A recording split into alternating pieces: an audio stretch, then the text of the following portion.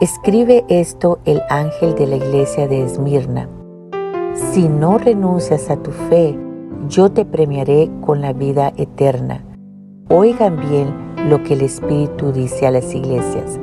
El que salga victorioso será librado de la segunda muerte. Que Dios te bendiga. Te hablamos una vez más de parte de una mano amiga en Reno, Nevada. Y estamos aquí para compartir la palabra de Dios con todos ustedes una vez más, sabiendo de que conforme va pasando el tiempo y vamos avanzando, pues nos acercamos más y más se cumple la palabra de Dios. El apóstol San Pablo en una ocasión dijo que nuestra salvación está más cerca que cuando creímos, porque pues no vamos a retroceder, no nos vamos a hacer más nuevos, más jóvenes, sino que conforme pasan los días, aunque Cristo no viniera, pues estamos avanzando en edad y tarde o temprano nos vamos a ir de este mundo todos. Así que conforme pasa el tiempo nos acercamos más a que nuestra salvación se manifieste por completo, ya que podemos irnos de este mundo, partir y salir de este cuerpo, así como todos los demás seres humanos. Por eso hay que servirle al Señor mientras tenemos oportunidad, mientras se dice hoy. No endurezcamos nuestro corazón ni hagamos caso de la palabra de Dios. Seguimos hablando del arrebatamiento porque conforme avanzamos, pues este tema se pone más importante y más interesante. Y estamos leyendo el primer libro de Tesalonicenses o epístolas a los tesalonicenses, que son 2. El apóstol San Pablo las escribió y es donde menciona acerca de la venida de nuestro Señor Jesucristo, del rapto, del arrebatamiento, porque el Señor Jesucristo todavía le quedan 2 venidas más.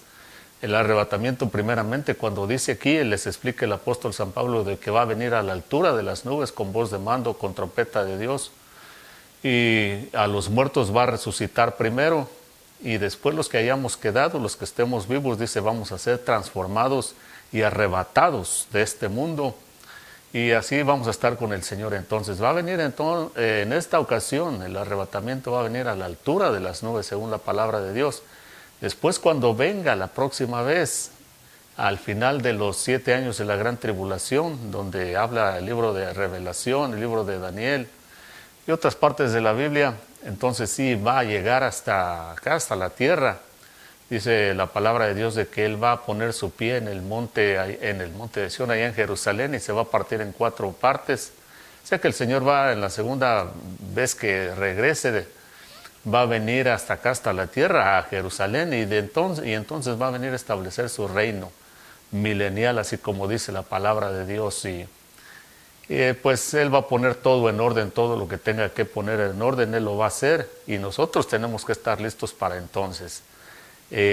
Por eso esta enseñanza es importantísima, es muy importante, sobre todas las cosas, que tengamos a Cristo como nuestro Señor y nuestro Salvador, mientras tenemos oportunidad. Y donde quiera que llegue este mensaje, pues esa es nuestra oración, eso es nuestro deseo, que la gente se le abran los ojos, para que sepa en qué tiempo vivimos y sepamos discernir los tiempos, los juicios, como lo hacía el pueblo de Israel cuando hacían caso a los profetas y a la palabra de Dios. De otra forma también ellos se perdieron, porque si no hicieron caso a la palabra de Dios, acuérdese de que la vez pasada hablamos del caso de como estábamos celebrando Semana Santa, el día de resurrección de nuestro Señor Jesucristo. Hablamos del caso de Lázaro el mendigo, y del hombre rico. El Señor Jesucristo habló de estas 2 personas y dijo, hubo un hombre rico. Muchos dicen que es una parábola, pero no es una parábola. Fue un caso real. Mucha gente lo quiere pintar como una parábola porque yo pienso que no se sienten muy seguros de su salvación o de tener a Cristo como Señor y Salvador. Y todo aquel que no lo tiene como Señor y Salvador tiene que tener cierto miedo, temor, y eso es normal, porque como seres humanos a la muerte no podemos esquivarla, no importa qué. Por eso hay que aprovechar la oportunidad, si el Señor nos habla, no endurecer nuestro corazón y recibirlo como Señor y Salvador. Bueno, total de que Jesús empieza a hablar de estos dos personajes, y dice que el hombre rico vivía en esplendidez, se hacía fiestas y de todo se gozaba, le daba gusto a su carne hasta donde ya no. Pero vino el día que se murió, fue sepultado, dice que en el Hades, en el infierno, en la parte donde se atormentaban las personas que se morían sin Dios, en su pecado. Ahí estaba atormentado por una llama y dice que de lejos, del otro lado del abismo, que había un abismo entre ellos, donde estaba el paraíso, donde llegó Lázaro, quien también murió, quien era muy pobre, extremadamente pobre según las palabras de nuestro Señor Jesucristo. Estaba también muy enfermo, dice que incluso los perros llegaban a lamerle las llagas, pero con todo y eso él no renegó de Dios. A pesar de su extrema pobreza y enfermedad, no renegó de Dios, sino que mantuvo la fe. Y entonces alcanzó, el día que murió, alcanzó la salvación en Cristo, alcanzó ese descanso y dice que se fue al seno de Abraham y allá era consolado.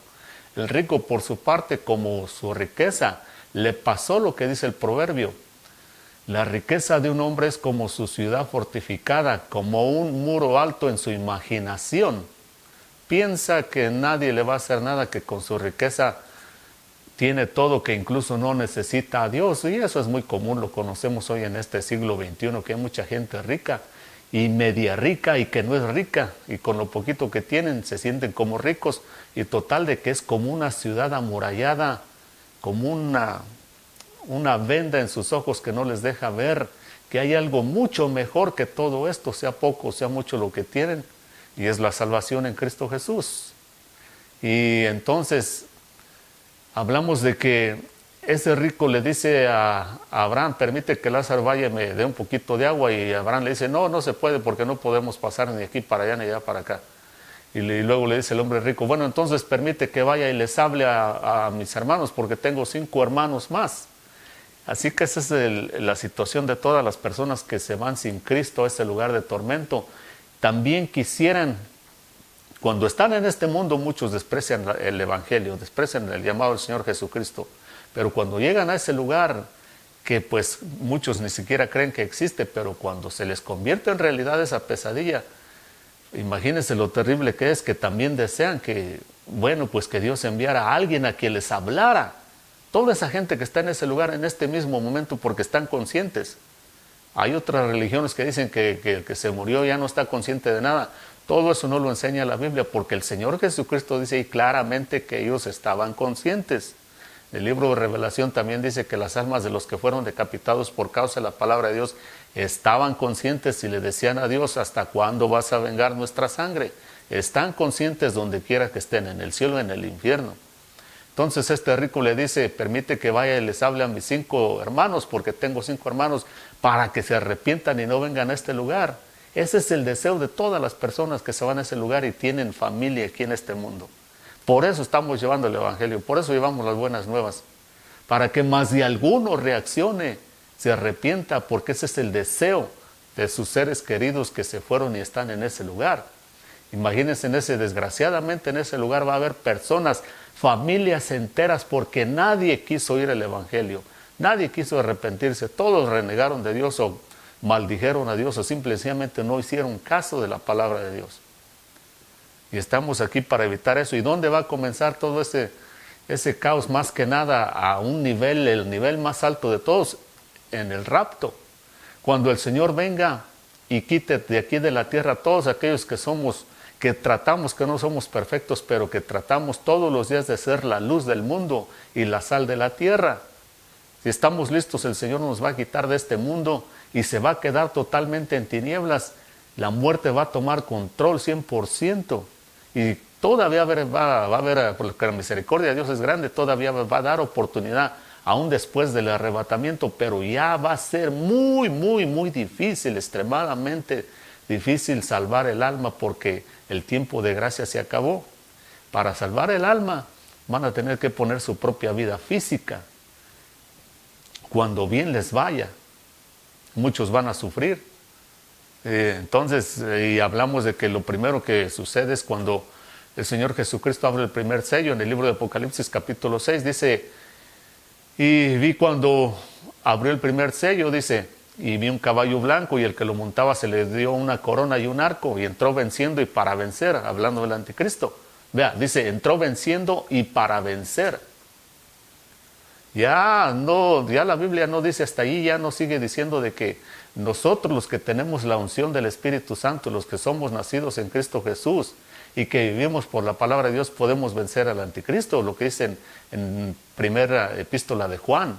segunda epístola de Juan, tercera epístola de Juan, que con esta unción que tenemos del Espíritu Santo podemos vencer ese espíritu de anticristo, y por eso hasta la fecha no se ha asomado. Pero en ese entonces, después de que el arrebatamiento, por eso dice claramente, lo primero que aclara la palabra de Dios es, entró venciendo y para vencer, porque ya no hay quien le estorbe, ya no hay quien ore. Claro, de ahí para adelante mucha gente se va a arrepentir y van a ver el terrible error que cometieron, pero ya es demasiado tarde. El tiempo de gracia ya pasó. Ya no van a poder hacerle frente y vencerlo. Al contrario, Él va a llegar y va a entrar venciendo y para vencer. ¿Y cómo va a vencer? Convenciendo a la gente, convenciendo a los gobiernos, convenciendo no necesariamente porque Él va a pretender ser un hombre de paz. Por eso se presenta, la Biblia lo presenta como en un caballo blanco, como si trajera paz, porque va a entrar convenciendo a los gobiernos, a la gente, a las religiones. Oh, yo los voy a ayudar, yo voy a hacer lo que muchos de sus políticos corruptos no quieren hacer o no pueden hacer. El mundo lo va a aceptar. Y entonces aparecen también esos dos testigos de los que habla la Biblia. Y eso sí se le van a oponer, eso sí van a tener el poder para oponérsele y para poder no necesariamente quitarlo de su puesto, de su posición, y para hacer cambiar la mentalidad del mundo, pero sí, esos sí van a poder exponerlo y hacer la voluntad de Dios, porque esos son los que van a traer todo tipo de plagas sobre la humanidad que está recibiendo ese hombre, que desde hace miles de años el Señor del cielo, el Dios omnipotente, nos ha estado diciendo de que es un anticristo, que es el mismo hijo del diablo. Y a pesar de tanta advertencia por tantos siglos, y en este tiempo más que nada, a través de las redes sociales, la gente no quiere poner atención y arrepentirse, y cuando ese momento llegue lo van a aceptar, lo van a recibir, y en cambio van a despreciar esos dos olivos, esos dos profetas de Dios, que le van a decir al mundo, este no es un hombre bueno, ni es ni mucho menos el Cristo. Ellos son los que por parte de Dios van a traer castigo sobre la tierra, todo tipo de plagas hasta los 3 años y medio, cuando dice que impone su marca, y a los primeros que mata el anticristo es a estos dos testigos, dice, y se le dio poder para vencer, se le permitió hacer guerra contra los santos y vencerlos hasta allí. Esos dos testigos terminan su testimonio, su ministerio, los mata, los ponen por 3 años y medio, por 3 días y medio en la plaza en Jerusalén, para que el mundo los vea a través de las redes sociales. Todo el mundo los va a ver y se van a regocijar. Dice que se van a enviar regalos unos con otros, así como cuando hacen una celebración hoy en día de Navidad, todo eso. Escuche bien esto. Eso de que se van a enviar regalos allí unos a otros cuando mate el anticristo a estos dos profetas que traían plagas sobre toda la tierra por haber aceptado a ese hombre de pecado. Yo no creo que esa vaya a ser la única ocasión que el mundo vaya a hacer eso. Yo creo que para ese entonces esa va a ser la norma, porque el anticristo no solamente va a matar a esos dos profetas que vienen de Dios, va a matar a muchas otras personas que ni cristianas van a ser. Por ejemplo, vea, este mundo no es ningún secreto de que la mayor parte de países, especialmente en nuestro tiempo, está atascada y saturada de políticos corruptos que hacen todo lo que se les da la gana por tal de conservar su poder o obtener poder. Matan, roban, hacen lo que sea por tal del poder, de tener poder. Y el mundo está saturado, está cansadísimo de estos hombres, pero ellos tienen el poder. Y no hay quienes pueda poner un dedo encima, porque también hacen leyes, son dueños de todo. Son unos cuantos hombres los que dominan este mundo y los dueños de este mundo, corruptos, en el poder político, en el poder económico y en la religión también. ¿Usted cree que cuando este anticristo, que viene a ganar las masas, millones de billones de seres humanos, se va a poner del lado de ellos? Él sabe bien que el mundo, porque el mismo diablo ha preparado todo esto, por eso dice que cuyo advenimiento es por obra de Satanás, porque él está preparando toda esta plataforma. Pone la trampa y después dice, ¿quieres que te ayude a librarte de la trampa? Pero tiene su precio. Así él va a decir, ¿quieren que me deshaga de todos estos políticos corruptos que los han explotado, los han matado, extorsionado, robado por décadas o siglos? ¿Qué cree que el mundo va a contestar? felices de la vida, van a decir, hemos estado esperando a este hombre por siglos, porque nadie se atreve a hacer nada contra todos estos corruptos que nos han estado estafando, matando, robando por décadas o siglos, especialmente en este tiempo. Todo el mundo sabemos que la mayoría de países están súper corrompidos y que unos cuantos son los dueños. Él viene por las almas de todos los millones que pueda alcanzar. Si él, para ganarse un país de 100 millones de personas, va a sacrificar 100 políticos, no lo va a pensar dos veces. Y va a ver cómo esa celebración que hacen con esos dos testigos, lo más seguro es que va a ser la norma. Lo van a hacer un día festivo, lo van a poner en el calendario. Para cuando esos dos testigos sean sacrificados por el anticristo a los 3 años y medio de su reinado, lo más seguro es que eso ya va a ser un festejo para entonces. Ya lo ha hecho muchas veces atrás con gente que se oponía a él. Se va a poner muy fea la cosa, muy fea. Pero aquí estamos, por eso llevando la palabra de Dios. En el libro de Tesalonicenses, como el apóstol le habla a los tesalonicenses, él fue y les predicó la palabra de Dios hace 2000 años y dice que en medio de una gran tribulación, de persecución por los mismos de su nación, de su misma familia, de estos tesalonicenses, ellos recibieron la palabra de Dios con gozo y por eso entonces estaban llenos de Dios y pudieron ser fieles hasta el final. Y entonces el apóstol, como él quería saber de la fidelidad de estos tesalonicenses, pues él sigue hablándoles de la segunda venida del Señor Jesucristo. Y una cosa que él les recalca bastante, una y otra vez en estos 3-4 capítulos del primer libro de Tesalonicenses, es que vivan en santidad, que procuren la santidad porque Dios es santo. Y en el capítulo 4, vean lo que voy a leer, porque aquí también vuelve a mencionar de eso el apóstol San Pablo. El capítulo 4, en el verso 7 dice, pues no nos ha llamado Dios a inmundicia, sino a santificación. Así que el que desecha esto no desecha a hombres, sino a Dios, quien también nos da su Santo Espíritu. Aquí el apóstol le dice a ellos, le sigue hablando de la santidad, de que Dios es santo. Acuérdese que uno de los atributos más grandes de Dios, o el más importante de todos, diría yo, que es que Dios es santo. Porque los querubines en el libro de Apocalipsis, en otros lugares, cuando adoran a Dios, dice que están en el trono de Dios, estos seres vivientes que llaman querubines o querubes. Dicen, santo, santo, santo es el Señor Jehová de los ejércitos, y llena está toda la tierra de su gloria. Y cuando decimos que Dios es amor, la Biblia en ninguna parte recordamos que diga, Dios es amor, amor, amor. O Dios es fiel, fiel, fiel. Y todo eso, pues ya sabemos que sí es así.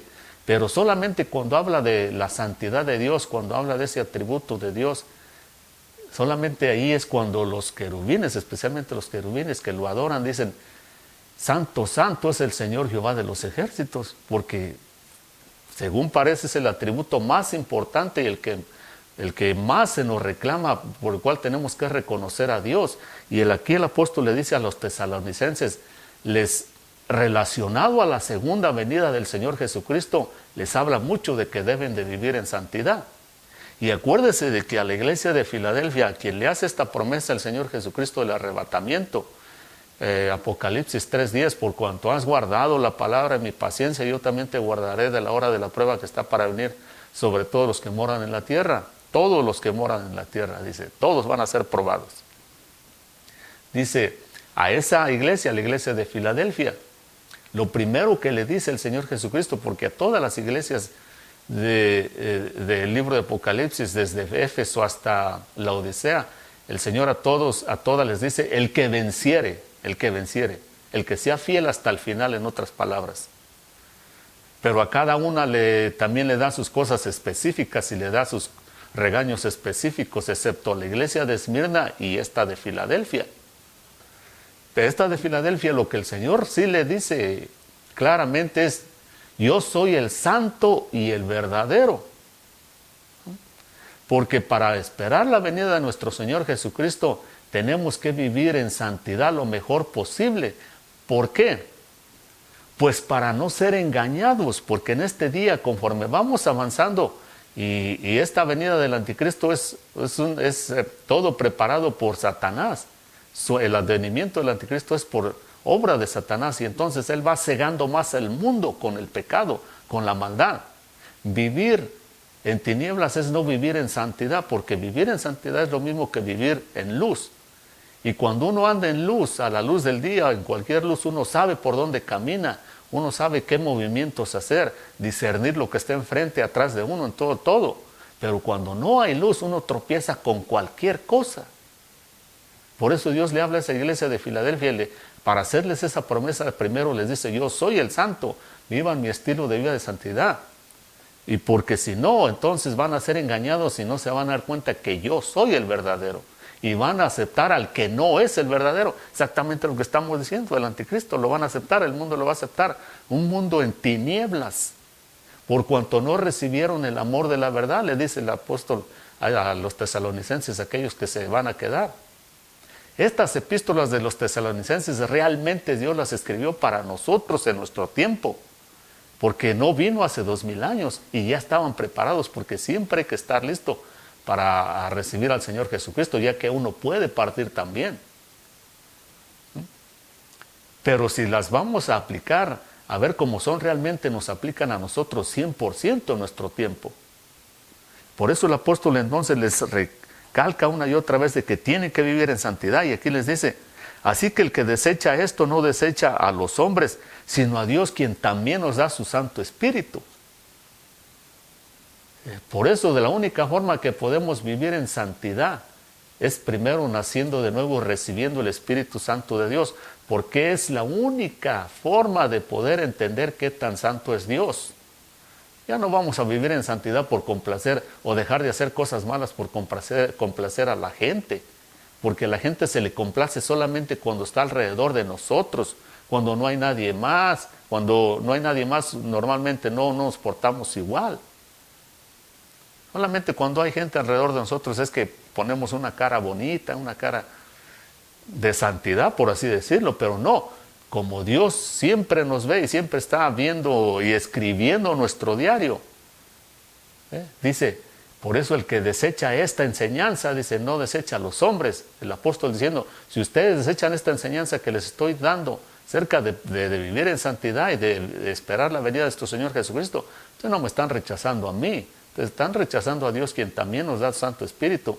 Y es la única forma de salvarse, es la única forma de tener vida eterna, que el Espíritu Santo de Dios esté en nosotros. Es la única forma de tener vida eterna. Así que por eso el apóstol les viene hablando a esta gente que recibieron la palabra de Dios con gran tribulación, pero fueron fieles, fueron perseverantes. Les sigue diciendo de que tienen que perseverar. En el 2 capítulo él manda a Timoteo y quiere asegurarse de que están firmes en la fe, que siguen luchando, siguen peleando la buena batalla, que son fieles.